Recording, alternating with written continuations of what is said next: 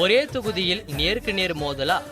அரசியல் கட்சி ஆரம்பிச்சு அதிரடி பேச்சுகளால் அனைத்து கட்சிகளையும் அதிர வச்சுக்கிட்டு வர்ற விசில் தலைவருக்கு இன்னொரு ஐடியாவும் இருக்கிறதா சொல்றாங்க அவரோட ஆதரவாளர்கள்.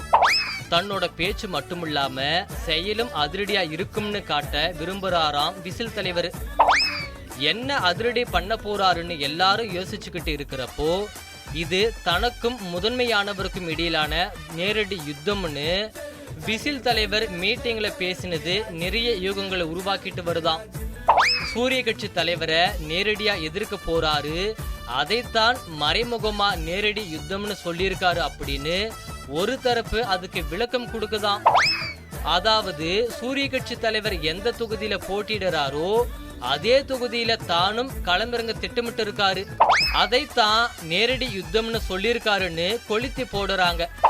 விசில் தலைவர் அந்த அர்த்தத்துல சொன்னாரா இல்ல அவரோட ஆதரவாளர்களோட எதிர்பார்ப்புன்னு தெரியல.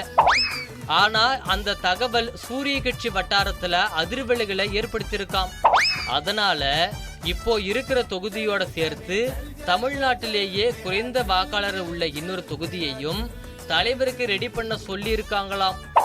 2 தொகுதிகளையும் தலைமைக்காக தயார் செய்யற வேலையில தீவிரமா ஈடுபட்டு இருக்கிறாராம் பக்தியான அமைச்சர். அதே நேரத்துல இதெல்லாம் வெறும் வதந்தி, தலைவர்கள் ஒருத்தரை ஒருத்தர் நேரடியா எதிர்க்கிறது மரபு இல்லைன்னு தலைவருக்கு தெரியும். அதனால அந்த மரபை தலைவர் உடைக்க மாட்டாருன்னு உறுதியா சொல்றாங்க இன்னும் சில பேர். விசில் தலைவருக்காக திருச்சிக்கு கிழக்கே தொகுதி ரெடியாகிட்டு இருக்குன்னு கூடுதல் தகவலையும் அவங்க கொடுக்கறாங்க. அப்படியா? சரி.